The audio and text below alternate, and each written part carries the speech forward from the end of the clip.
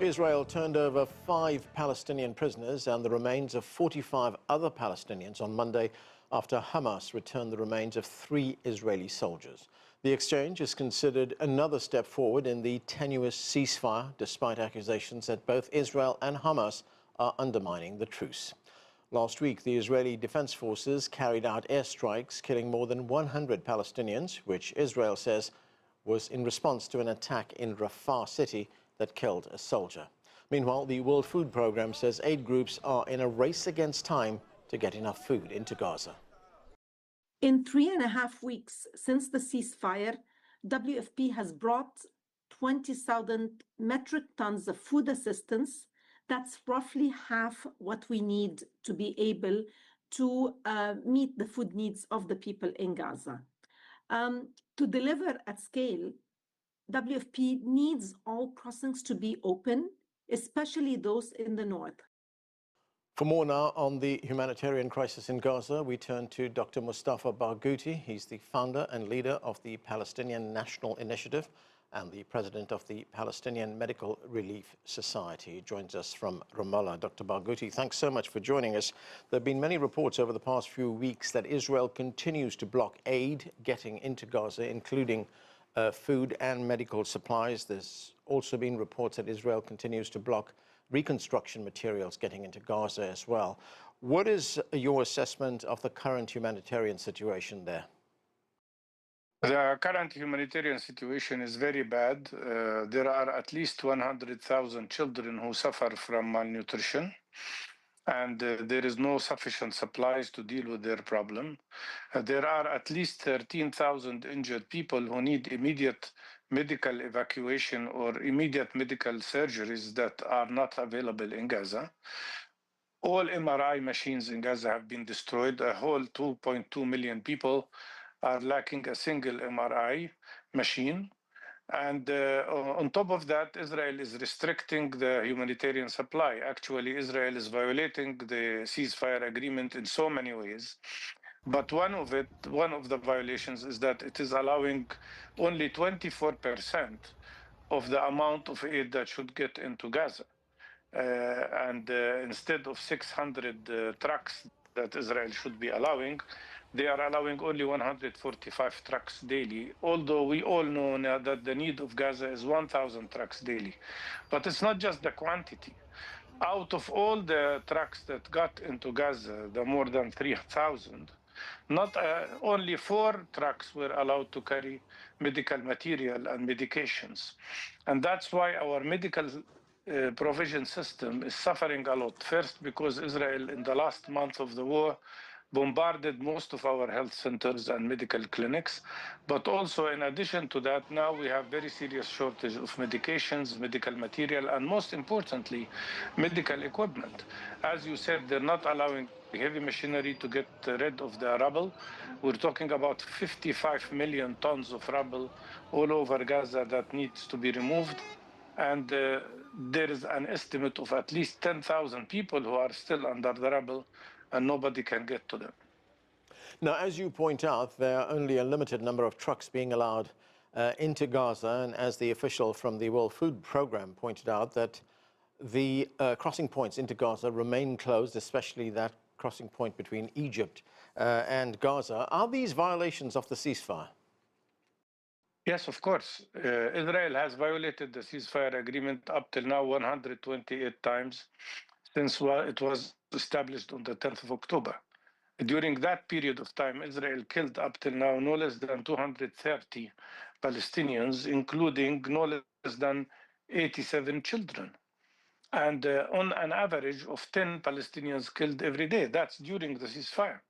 But the violation is not only that, and not only restricting the supplies, humanitarian supplies, according to the agreement, it is violated. But in addition to that, they are not allowing the opening of Rafah crossing, which should have happened a long time ago. Without opening Rafah crossing, nobody can get in or out. And the way of and the possibility of bringing in humanitarian supplies remain limited. So this is another sign of the problem. The other thing is that Israel is not showing any interest or any intention of withdrawing its forces that are still occupying 53% of Gaza. All the agricultural areas are still occupied by the Israeli army. Whole cities like Beit Lahia, Beit Hanun, Jabalia, as well as the whole of Rafah have been erased to the ground. And fabricated houses are ready to, but Israel is not allowing them in. Tents are needed, and Israel is allowing very limited amount of that. So yes, Israel is violating the ceasefire agreement in every possible way. You mentioned that 100,000 children in Gaza are suffering from malnutrition right now. What is being done to help the thousands of children who are suffering from mental anguish, from being in the midst of all this violence, those suffering from PTSD perhaps, or even other kinds of mental trauma? Everybody in Gaza suffers from post-traumatic stress syndrome. Everybody, without exception. Children, men, women, everybody.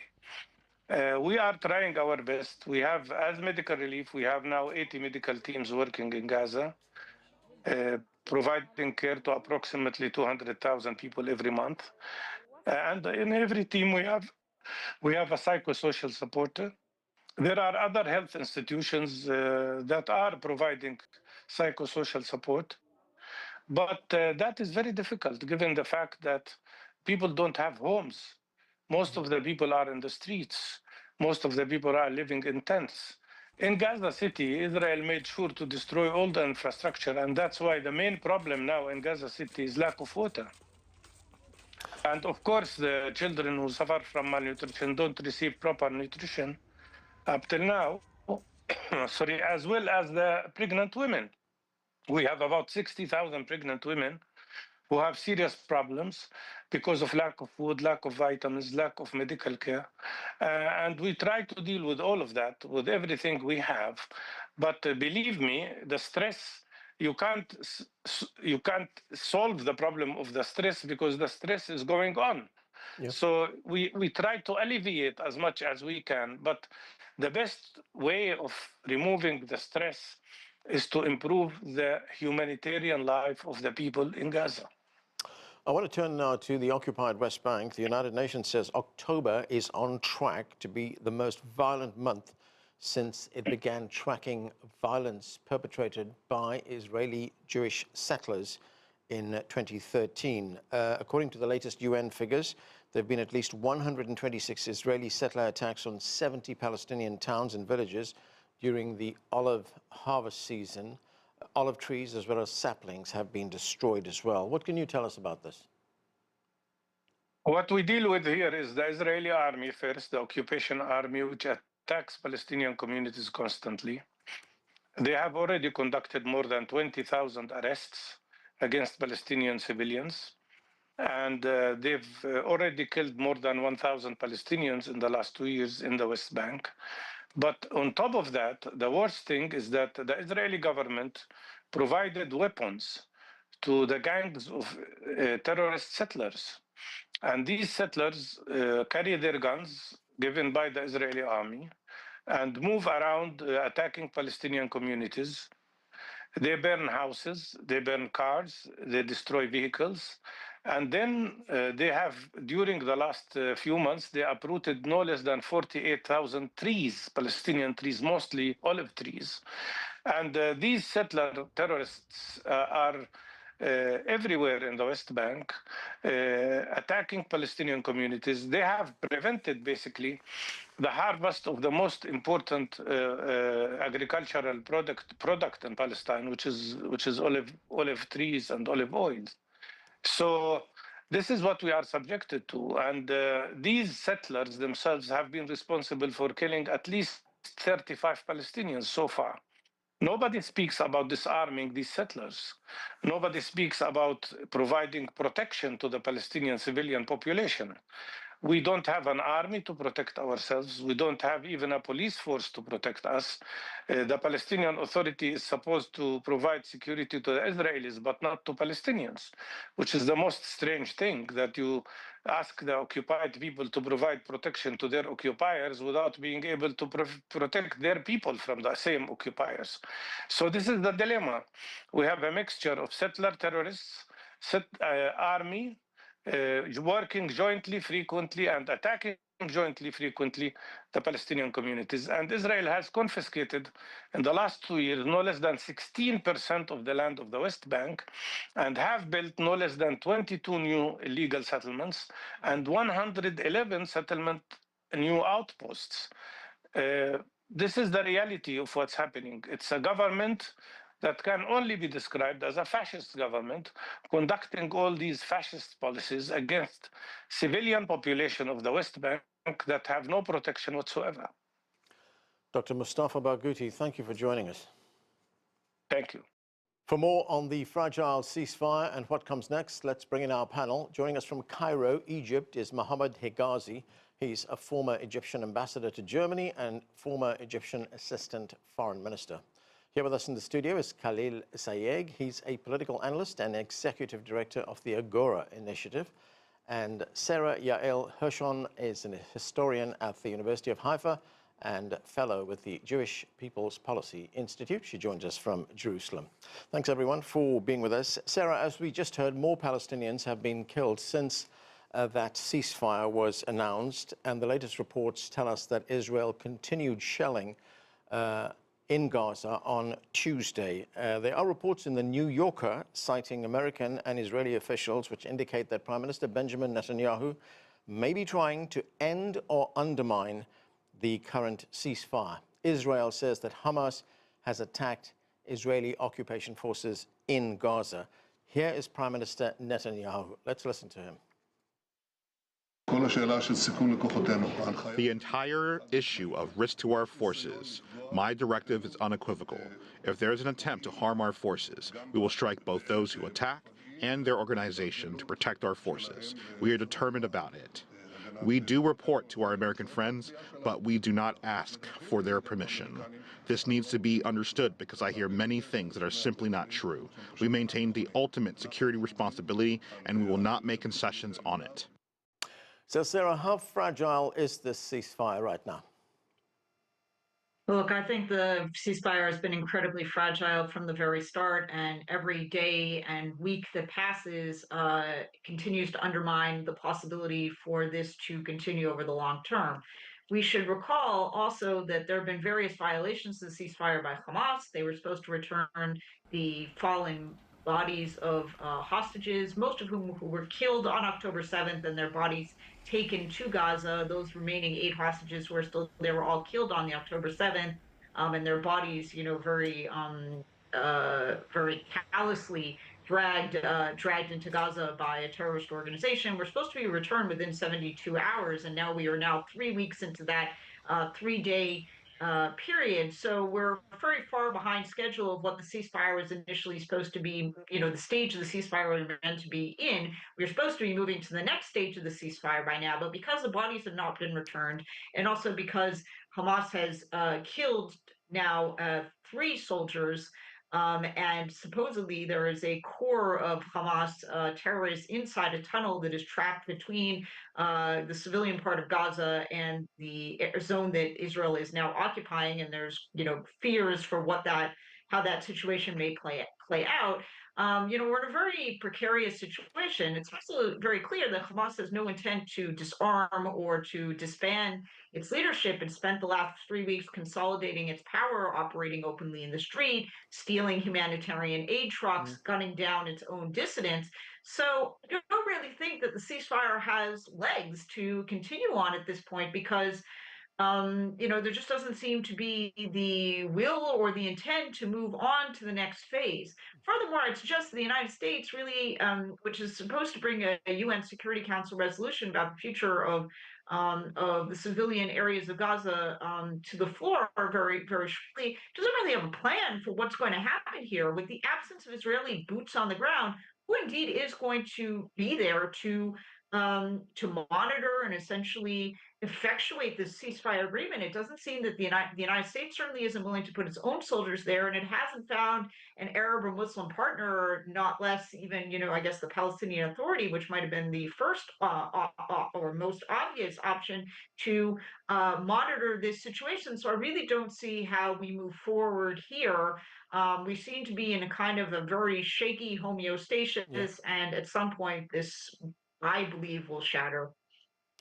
Okay, insofar as where the process goes to from here, let's turn to Ambassador Higazy. Thanks for joining us, Ambassador. Welcome to the show. Now, Turkiye hosted foreign ministers from several Arab and Muslim countries on Monday, and the foreign minister of Turkiye, Hakan Fidan, said Israel has failed to fulfill its responsibilities by, and I'm quoting him here, regularly violating the ceasefire. Let's listen. Israel is regularly violating the ceasefire and preventing humanitarian aid from reaching the required level. We now have reached an extremely critical stage. The countries participating in today's meeting have a common view. We do not want the genocide in Gaza to start again. So, Ambassador, what is your assessment of where things are right now? This is approximately 3 weeks after that agreement was announced. I share your concern over the future of the status quo in Gaza. The situation is very alarming. The Israelis have killed 290 Palestinians in a ceasefire supposed to hold. Humanitarian assistance didn't get in. Hamas is committed herself, and we are working with the Red Cross and in coordination with the parties to complete the assignment of retrieving the remains of the Israeli killed in Gaza. And as you have seen, the destruction is enormous. So whoever was underneath those rebels need to be arranged out, and this is not an easy issue to handle. And hopefully today, with the three handed to the Israeli side, maybe we will remain committed, Egypt, Red Cross, and with the help of the two parties to the conflict, to reach the full number of remains. And let me also talk about the good intention. We have to avail good intention to make the ceasefire hold. You cannot kill 290 and you talk about the good faith. Yes, we have to commit ourselves to a very important change in the history of the Middle East and the Israeli-Palestinian conflict. The world community now is looking at the UN Security Council, who has circulated a draft resolution submitted by the United States. And I think with the consultation going on between capitals and the mediators, we may reach out to an agreed upon UN Security Council resolution, which contains very important ISF, which is the security force. We need just to make sure it is under Chapter 7, but it is up to the members. And we have to also look at the role of the Board of Peace, which is within the draft resolution that is now under discussion, and the Palestinian Support Technical Administrative Unit, which is included also in the UN Security Council draft that has been submitted by the American delegation. Okay, Khalil, you are from Gaza. You still have family in Gaza right now. What are you hearing? So obviously there is an improvement since the ceasefire in the amount of killing that's happening. In a way, the mass killing that Israel have committed for the last 2 years have stopped, but still there are killing that are happening with violations of the ceasefire, and that worries people. But also the indirect killing continues. The fact that there are tens of thousands of injured people that can't receive medical care in Gaza, this is an indirect killing by not allowing them to leave the Gaza Strip. That's an indirect killing. In addition to that, there is a sense, of like not knowing what the future holds. Hamas has pretty much consolidated power back in Gaza. They don't seem that they want to disarm, and there is a general sense that if this continues, that we are going to war again. Even if we reach a ceasefire for the next few months or even for the next few years, there would be another war, because the ultimate issues and the root roots of the issue is still there, which is the Israeli siege on Gaza, the occupation, and also the fact that Hamas refuses to disarm and allow any Palestinian government to take charge of Gaza. What are you hearing about food and other aid, like medical aid, getting into Gaza? There is still restrictions and limitation over it. A lot of the medical issues still continue to be a problem. The hospitals are functioning, but they're not fully functioning yet. In terms of food I think is quite available in Gaza, but the prices are range. There's some people who are not as privileged enough to have the money to buy certain food, and that's continued to be an issue. Okay, Sara, there's another domestic crisis that's brewing in Israel. Of course, it has international implications as well. Police have arrested the country's top military legal officer after she admitted leaking a video of Israeli soldiers attacking and raping a Palestinian prisoner at a prison in Israel. Some soldiers have been convicted of this. They've been convicted of torture and sexual assault of the prisoner. What can you tell us about this case and how it's playing out in Israel right now? I have to correct for the record that from what we understand, no rape took place. There may have been other forms of physical assault, but from my understanding, and of course the video has not been, fully released to the public, this idea that there was a rape as part of this undoubtedly brutal attack, however, seems to be false. It's certainly been a very polarizing and confusing chapter in Israeli history, as you may have heard. Once it came to light that she indeed had leaked the video, there was an immediate, political fallout, and then a very mysterious possible suicide attempt where it seems that the evidence on a phone has somehow been either misplaced or deliberately sabotaged as part of this either staged or actually real suicide attempt. And she, of course, has been subsequently arrested and is now detained on further charges due to this destruction of, evidence in the case. It's certainly a black eye to Israel, and which has no business and certainly no credibility on the international stage, in having perpetrated this abuse of a prisoner. Whether or not she or the actual people involved will, be subjected to the kind of justice system that would satisfy both Israelis and certainly Palestinians remains to be seen, but the case seems to be growing more and more complex by the day, and indicts not only the military, but also the Attorney General, the government, and those who are running Israeli institutions like the prison system, which fortunately or unfortunately is a key part of a democratic society. So it's a very sad moment and also a very confusing chapter, because it seems the story remains unfolding every hour. Khalil, you were telling us a moment ago that the core issues have not been resolved, so that the chances of the war resuming are pretty high. Qatar's foreign ministry spokesman, Majed Al-Ansari, says Gaza risks sliding into a deadly limbo. I'm quoting him here: no war, no peace. That is where you have a ceasefire, which is nominally in place, but the killing continues. And as we pointed out, that a number of Palestinians, more than 200, have been killed in Gaza. What do you make of the spokesman's words then? I think that they're quite true, and I think the dark part of it all is that both parties seems to be interested in that. I mean, I would argue that the Israeli prime minister is interested in no peace at all in Gaza. He wants continuous war.